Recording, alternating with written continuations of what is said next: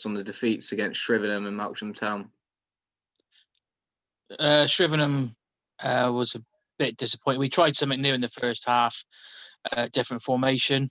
Didn't really work, so we went back to our normal stuff in the second half. And for the first 20 minutes, we just rolled over them and took the lead. And then for some reason, we just stopped. And to be fair, they battered us for about 20 minutes in the second half. So that's a bit disappointing. But like I said, it's friendly. It got people minutes. They've played friendlies already. That was our first friendly. They beat Highworth on the Saturday, obviously Summer League. So yeah, it was our first friendly, so it was good to get it away. Melksham on Saturday, I felt we done okay, to be honest. I think 2-0, we could have scored. I think we deserved to score. We played some decent football. I think we defended quite well, and when we broke, we looked dangerous against, a Summer League side. So yeah, I was quite pleased. I was upset with the two goals we conceded. I felt we could have dealt with them. But other than that, it was a good performance, good run out. So similar question to what I asked you last week, but after suffering back-to-back defeat, do you think the higher quality of opposition will benefit the squad when competitive football returns, especially after seeing both games? Yeah, definitely. Yeah, like I said before, we could have played someone, lower league side and put 6 or 7 past them and not learned anything. We wanted to play decent sides. Obviously, we had Bradford tomorrow, but they've pulled out. So we've managed to get Westbury in. So it'll be another test. We played them in pre-season and beat them 1-0, but it's a different game. They just, stuffed Corsham 7-2 in a friendly. So we know it's going to be a hard one. And sort of leads on to my next question. So you just said about their recent result against Corsham, the 7-2 win. What type of game, what style are you expecting from Westbury or tomorrow night? Westbury usually quite direct. They're quite, they've got some really good players, to be honest. They've got a strong squad. They're not just an 11. Down to 16, 17, they've got decent players, so we know what to expect. They're going well in the league as well. So, yeah, it'd be hard. We've got to be switched on, not make any mistakes. If they score a goal, it's got to be a decent goal. I think we need to cut out those silly mistakes we have done all season, to be fair. But I think a couple of goals that we've conceded, or maybe 4 of them that we conceded in the 2 friendlies, we wouldn't have conceded them, when we were before lockdown. So we just need to sort of get rid of those little errors, really. And Stu Windsor's led the line in the last 2 friendlies. With Matty Jenkins in such clinical form before lockdown, how do you intend on dealing what is a positive selection dilemma? Yeah, I thought you might ask me that. Yeah, it was a great thing to have, isn't it? Stu stopped playing. So Matty went out front because we never had a player like Stu, the physical side of things and headers and stuff like that. So we put Matty up there. Matty's done very well, very well. So Stu decided that, he missed it and he's lost a bit of weight, to be fair. I think he's only lost a stone during lockdown.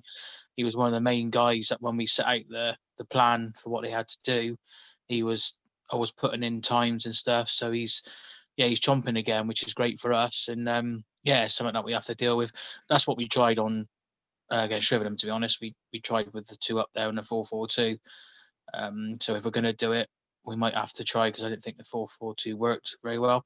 But then we haven't worked on it. So to be fair to everyone, so it's something that we need to look at and think about. So it's good to see then that he's obviously following the plans and you can definitely see that he's getting back into shape, which is great. So Jamie Norman slotted in at centre back for the trip to Melksham Town. How important is it to have this type of versatility across the back line, especially with the flurry of games that are ahead in the coming weeks? Yeah, definitely. Jamie played there a few times last season, and personally, I think he is a very good centre back. But he's done very well at left back, for right-sided, right-footed player. Joe's come in and played left back, so to allow us for Jamie to go in the middle. And Joe's done very well at left back, so now we've got a few decisions to make.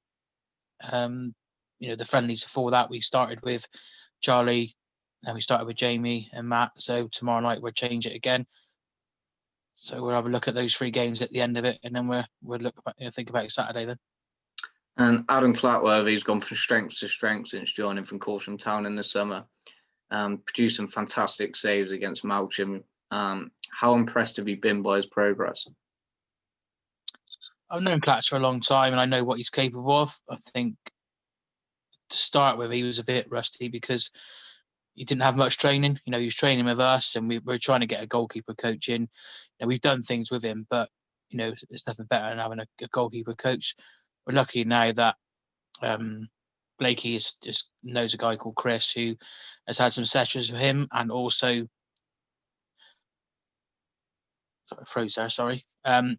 also with Craig as well. So they've been having sort of one-on-ones, and I think it's benefited them. It's far better than that, and us just taking pot shots and and things like that. So they're having their own sessions now, which hopefully will benefit both of them. Do you think the squad depth will give Calne an edge with the congested fixture list set to hit the club? Yeah, we're definitely hoping so. As you know, and we all know, there's strength in the reserves as well. So if we have got any injuries and we need players to to freshen things up, because obviously we play Monday night, so there might be some games or weekends where we're playing Saturday, Monday. So we need to freshen things up, and I'm pretty confident with what we've got in our squad plus what we can pick from the reserves that hopefully we'll be able to get through it. And lastly, is there any team needs to be made aware of for the game tomorrow night? For tomorrow night, it's going to be a bit of an 11 because we have some injuries from Saturday, and it's our first game back, obviously on Saturday, and now I believe it's against Warminster. I don't think Portishead wanted to play, so I think they've rearranged it for Warminster, so that'd be a tough one. So we will be resting a few that have got knocks. I think Brighty and Kieran have both got knocks, so attacking wise there'll be a few rested. So yeah, it'll be a bit of 11. We're bringing a few from the reserves to strengthen the squad, and we can have obviously a good look at them as well at the same time. And actually, I was just a follow-up question there. So Kieran has played a couple of games now for the first team in the past 2 friendlies. We spoke previously about him maybe getting involved in the first team and the sort of invitation being up to him. So is he now going to become a part of the first team? Yeah, before or after we played the BT game when we had the lockdown, like I said to you, we wanted him to make the decision. We weren't going to pressure him if he wanted to, play with the resis and stuff. That's the way it was going to be. But he's had a think about it, and he really enjoyed that night. And he wants to get back to playing, a higher level. So, yeah, we had a chat over that period, and he's with us now. So yeah, he will be part of our squad going forward. Brilliant. All right. Cheers, Trev. Okay, mate.